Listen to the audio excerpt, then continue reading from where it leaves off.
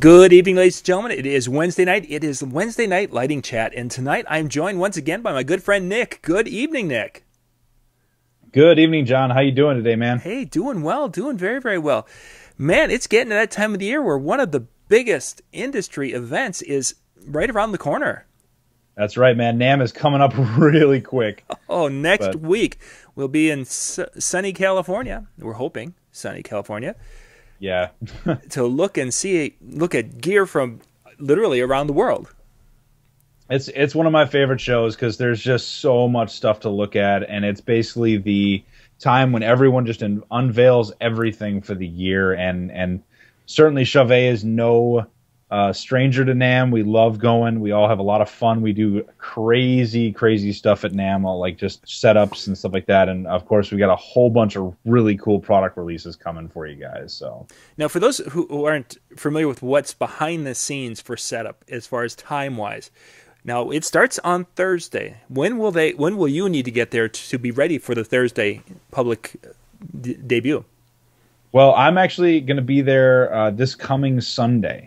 So I'll be arriving there really early, just because we start building Monday morning. Oh wow! And we have a very large booth this year as usual, and it's going to be a lot of fun because we got lots of products to show. And there's actually, we've got 3 separate sections this year. We got Pro, we got Trust, and we got DJ. And DJ, of course, is right in the center, where it belongs. But it's a really cool setup, and we're doing one of the largest motion orb rigs that we've ever done.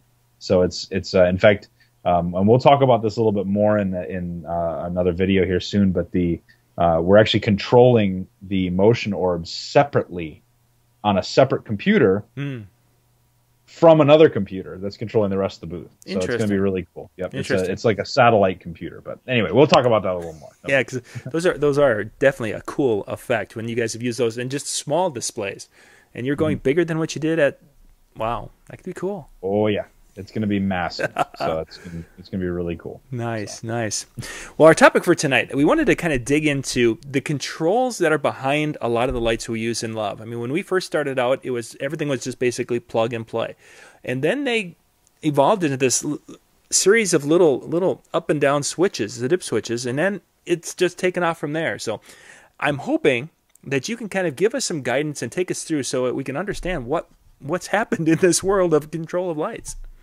Yeah, absolutely. We have actually, from the beginnings of DMX, when you guys first started out with sound controlled or auto mode fixtures, and then first stepped into DMX, the control systems can be very complicated, but now with technology, they become really easy and really easy to see and control your lights either directly from that display or control them from DMX. So it just depends on what the way you want to control them. But we have a couple examples here tonight that'll show off that the different types. So you ready to get going on it? Let's do it. Let's start right. I have what do you got? I have an oldie but goldie, a Chauvet LED mushroom. This is actually my personal inventory. I've had this for a long time, and it's I just couldn't let it go for whatever reason. But this guy actually uses the old school dip switches. Yeah. So on the back, there are actually 10 dip switches, and you use those dip switches, flicking them up or down, depending, to give it the DMX address. And there's still a lot of fixers that use these out there. It just depends. Sometimes they're used in places where you can't fit a whole lot of display. You'll be able to cram them in a spot that you maybe don't have room for a big display. But you can still control quite a bit of stuff by being able to set the address or channels. Like, for instance, with our Obey 40 DeFi or, that's actually a perfect example. There's only 4 of them up there because you actually use that to configure the wireless. So, there's not much space on the front of that board. So we had to kind of make something that could fit really, fit nice and tiny in there and make it work. So, but with these dip switches, you can turn on your auto and sound mode.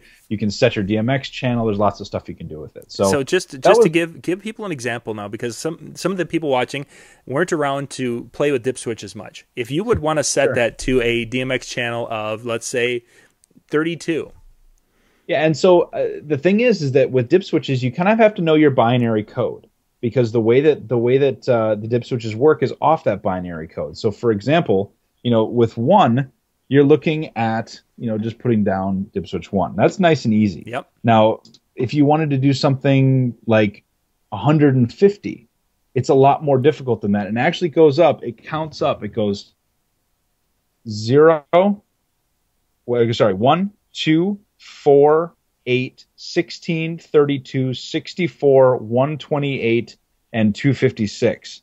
And that's the binary counting that you go up to make those numbers in this thing. Now, if you want to learn more about binary code, there's lots of stuff out there about it. But with the new displays, we don't really have to worry about that much anymore. But us old school guys, we remember this stuff and having to figure that stuff out. In fact, they even had cell phone apps that were, a while ago. You could punch in those codes and actually figure it out. And most modern softwares that you'll see, like Show Express or any of the other ones that are out there, will be able to it'll actually show you the dip switch layout that you need to put in on that fixture to have it work and be at the address that you want. So we've kind of taken a lot of the guesswork out of it by looking at the software. It'll tell you. But if you're working with something like a Obey 40 or any kind of board, the manual will have a layout of a dip switch thing. Now, of course, we have a DMX primer online from Chauvet that'll lay out all that stuff and show you exactly what how to set up your dip switches. So it's pretty easy to do once you have a nice piece of paper and a guide to do it. And again, let's age ourselves. When we first started playing with dip switches, we had our cheat sheet. Oh yeah, of course. It was okay. We need channel what? Okay, now it's a second. I've got the sheet here. Yeah, dip switch 1, 3, and 7. Yeah. Yeah, and I mean, to be honest, I used to be able to do dip binary numbers right on the fly, but I'm not so good anymore. I have to actually count out each of them. 1, 2, 4, 8. I say, okay, I want 36. So that means I have to put down 32 and 4. And that's it. Yep. There you go. It's like you just have to remember the count, and it's really easy because it's just doubling. Yeah. So it's unless you get your head around it a little bit, it's hard to grasp. So for those, luckily, that's how we started. Now let's move on.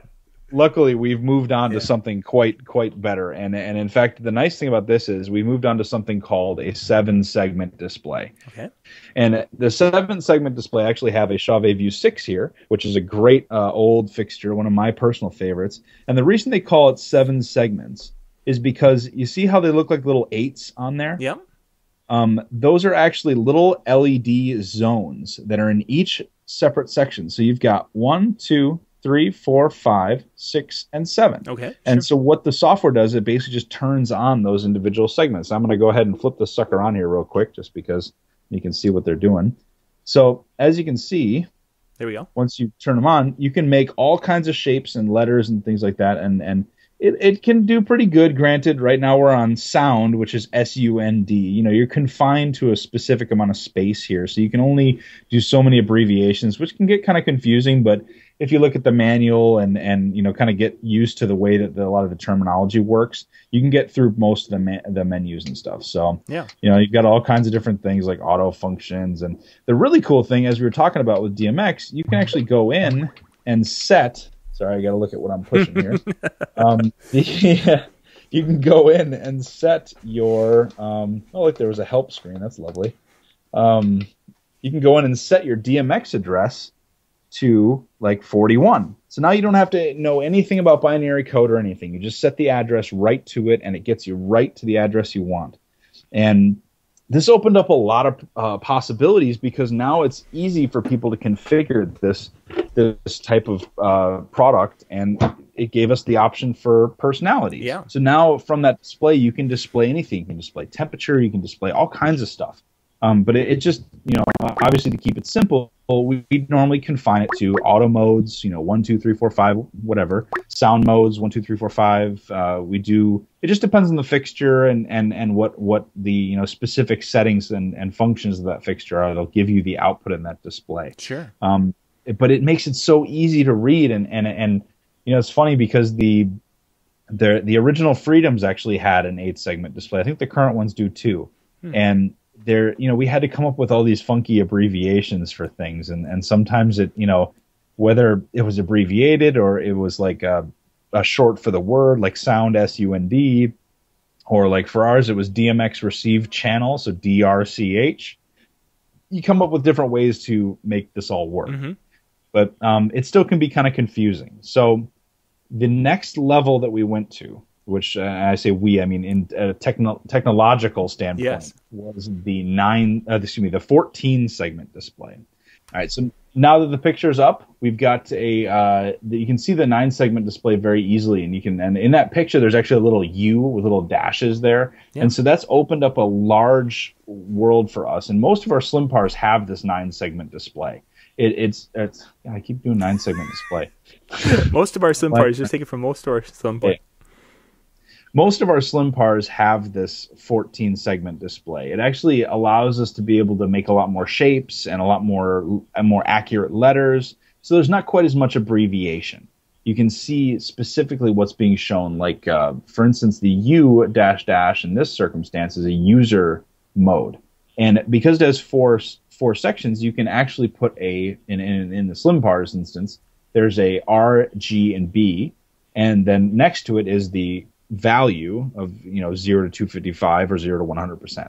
So then you can control and set a lot of stuff that it's really easy to do, and it just makes it so much easier for the user to understand without even having to pull out a manual. Sure. Now, granted, sometimes we of course use codes and shortcuts because it is only 4 letters to display stuff. Like for instance, we've got SENS, which is sensor, like a sound sensor. Sure.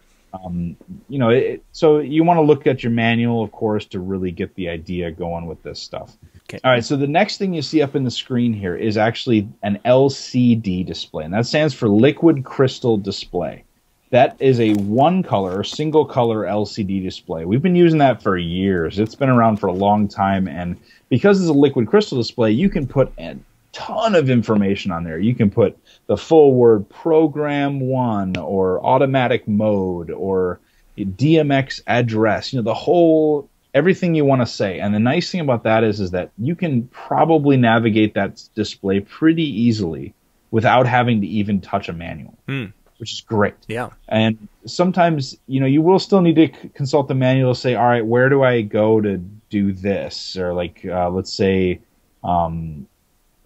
user functions. Like if I want to specifically set a color on a unit, where do I go to do that? Yeah. And then say, go to this point in the menu and you can go to that. But most of it can be done by just looking at this LCD display. So that's a single color LCD display. So the next thing, this is a big advancement that happened in the last 2 years, was a 3-color LCD display. And actually, if you want to show the picture of the Intimidator Wash Zoom 350, that unit right there actually has a 3-color LCD display. So it has all 3 colors on it, so you can make any color imaginable. Now we can put pictures. As you can see with that picture, it has the Chauvet DJ logo up on it. So we got the red, we got white, everything. So you can do colors, you can do all kinds of stuff. You can have multiple layers of the menu visible all at once. Really, really convenient, really easy for people to see and read. And the more we use it, the more the price comes down. And it can be thrown in a lot of things. Yeah. This display is great too when it comes to knowing what the DMX address is on fixtures that are far away. You can very easily see what the actual DMX address is because it's in bold, bright letters. Sure. From a long ways away. The other thing is when you get into certain parts of the menu, like the auto configuration or like the pre-setup, it's really easy to see the little tiny details about each thing. Like it's this one's set to this one's set to this. You don't have to go into every single different menu and say, what's this one set to? What's this one set to? You just scroll through them and see what they're all set to. Nice. It's really nice. And this has gotten us to a point where now we all of a sudden have a great display on our units that will show us everything that's happening on the fixture. And there's so much information that you can learn from that. You can see LED temperature. You can see power supply temperature. You can see input voltage. You can see there's so much stuff that you can gain from a screen like this that it's just amazing. Wow. But we're going to take it to another level because now the big thing right now is organic LEDs, and or as we like to call OLED or OLED displays. Organic LED displays are actually probably the newest and hottest thing. You'll see them in a lot of like phones and stuff right now. They're very efficient and they're very bright, which is awesome because OLEDs can actually be flexible now, which is really cool. And we haven't, no one's really put that in any lighting yet, but you've seen it in like phones, you've seen it in watches, all kinds of stuff. So the next step of that is the OLED display. And the next unit that I want to show you guys is actually the Well Flex. This is one of our Pro products that has a movable head, but it also has a pretty nice little OLED display on it. And this allows us to have those same menu functions as our LCD display, but with the same kind of clarity and brightness. And of course, because this thing's battery powered, it's an efficient and very low power screen. So you want it to not draw as much energy because it's battery powered. Sure. So that OLED display is very clear, very easy to read, and you can do all the same kind of functions and stuff as you could with the LCD display. And actually, they're just a little bit brighter and a little bit higher clarity. So really cool stuff. And you're going to see OLED displays showing up in everything. I can just guarantee you, there's from a technological standpoint, for every product line, every company, you're going to see more of these. I guarantee it. You're already starting to see them in our Pro range. In fact, the next picture you have is our brand new micro OLED display. And it's this tiny little OLED display. Not such good news for the old guys in the industry, though, I'll be honest. You're going to need some glasses for those. But the display itself is very small. It's only probably about the thickness, it's about a half an inch thick, a half an inch tall by about an inch wide. Oh my! So it's very, very, very tiny. But because it's an OLED display, you can actually show all the same information that you'd be able to on an LCD or a larger OLED display, but more condensed. So the picture that you're seeing here is actually the back of our brand new Color Dash Quad. This is a tiny little fixture. I mean, it's probably only like 2 to 3 inches long. It's this tiny little fixture. And so we had to find a way to put a really cool display that was able to be used very easily while still keeping the fixture small, which was difficult with other displays. So this OLED display is what we like to call a micro OLED display.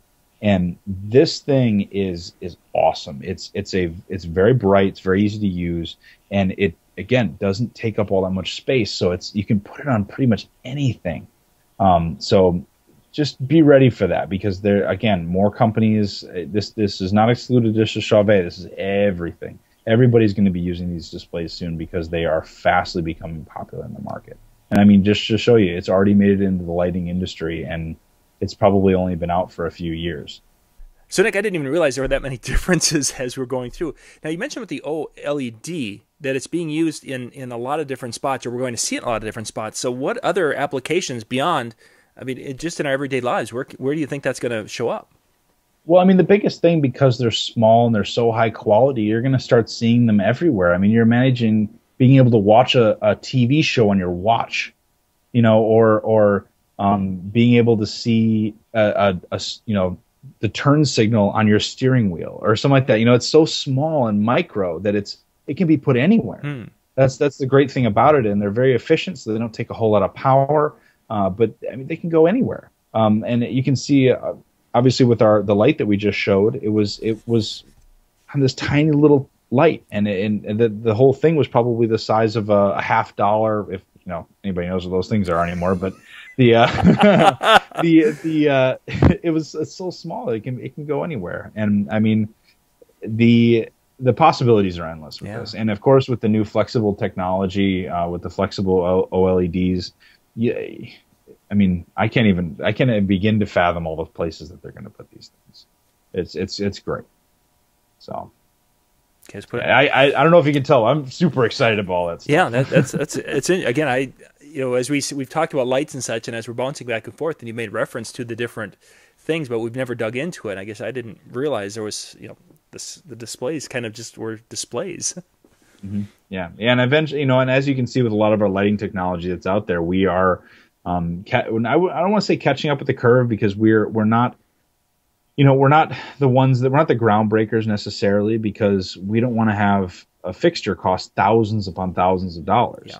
You know, it's got to be affordable, and it's got to also be cool, and it got to be, you know, usable and really help someone use a fixture. Yeah. And so this is the nice thing about OLED displays is that they are very affordable, and they're also very user friendly, which is great. And they just open up the possibilities to a lot of stuff. So just, again, be ready for them, because believe me, they're on the way, or if they're not already here. You know, I mean, there's tons of people. I have like 4 or 5 people in my office already that have the new that Moto watch or whatever it is that has the display on it or whatever that connects to your phone. You can make text messages and read emails and check Facebook from it or whatever. That's an OLED display. It's actually technically called an AMO LED display, which is a whole different thing, but it's still an OLED display in its original core. So. But it's awesome. So Nick, one of the big things we've talked about with a lot of different lighting fixtures is this new thing called ClingNet, or I should say new to us in the DJ world. Now, how does that affect the different displays? I mean, does that change anything with that? Yeah, actually, the nice thing about LCD and LED and OLED and all that stuff is that you know, with the older style LED displays and the dip switches, that type of protocols and that control really wasn't possible. It was very difficult. So you had to have an LCD display and now LED, or like, for instance, some of our new products, like our Nexus products, the Nexus Affinities, have an OLED display in them, or an LCD display, so that you can see all the network settings. There's all kinds of network settings. There's subnet masks. There's the IP addresses that you have to set. You can configure the whole thing right from the back of the little display. The thing with ClingNet, though, that I want to make sure that you know is that ClingNet's very, very easy, and it's very quick to set up. We actually, Chauvet had ClingNet. We were one of the first people to have it.